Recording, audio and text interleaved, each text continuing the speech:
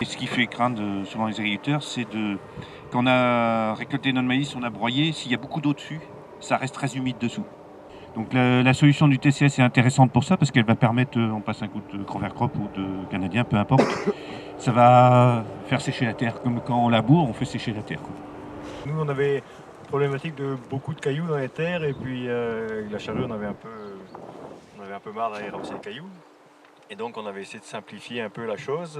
Et donc, depuis une quinzaine d'années, on a arrêté le labour, en fait, quoi. Hier, Robert a passé le cover crop. Et donc, là, les conditions sont parfaites. Là, la terre est nickel pour semer. Il faut quand même rentrer dans le champ un peu plus tard que quand tu laboures, quoi. Quand tu laboures, à la rigueur, il pleut un peu, tu peux y aller. Tu laboures et tu sèmes de suite, tu peux y aller, quoi. Ici, on préfère quand même que la terre ait le temps de se ressuyer un petit peu, quoi. Après, du blé, du moment qu'on le met dans la terre, hein, c'est-à-dire sous ses fans, ça pousse.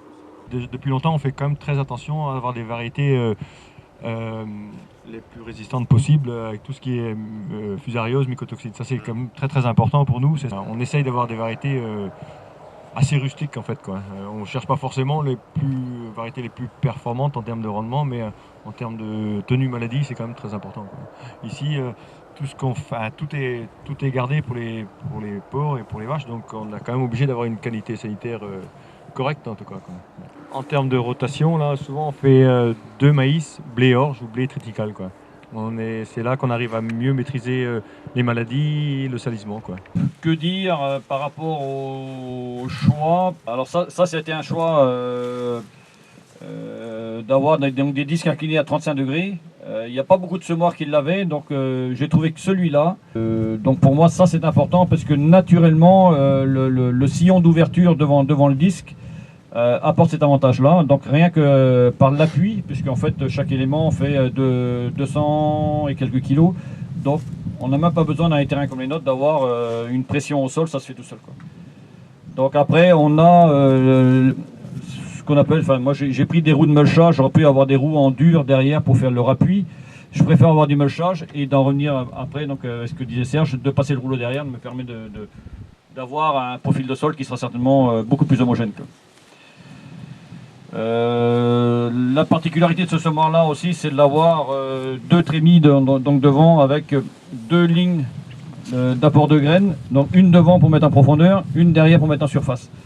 Donc ça me laisse une amplitude de pouvoir mettre des grosses graines devant et des petites graines derrière, comme la parcelle qui est juste de l'autre côté là, où j'ai mis la févrole donc en profondeur à 7 cm et j'ai mis dessus du blé noir et un petit peu de moutarde, un peu de tournesol en surface, avec après donc un simple coup de rouleau dessus, quoi.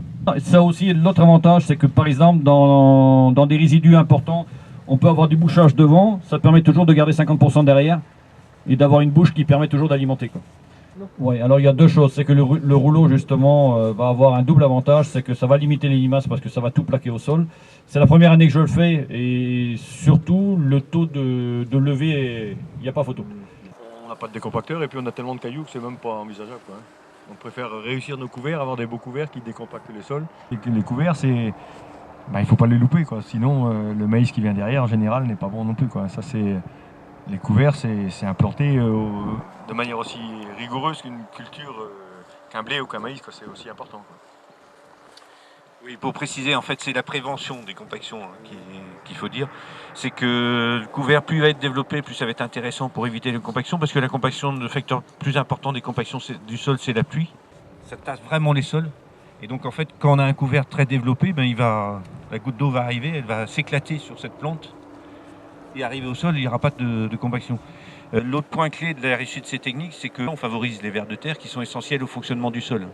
Tu n'as plus besoin de travailler en profondeur, c'est que tous ces couverts, ils ont cet atout, c'est de nourrir tous les vers de terre. Eux, ils vont venir chercher à manger en surface, là, tous ces débris, là, vous venez au mois de mai, il n'y aura plus rien. Ils vont travailler le sol, en fait. Et ça va servir de galerie et de passage à nos racines. On le voit bien, quand on fait des profils, les racines vont emprunter ces chemins. Et c'est ce qui explique qu'on n'a plus besoin de travailler le sol, en fait.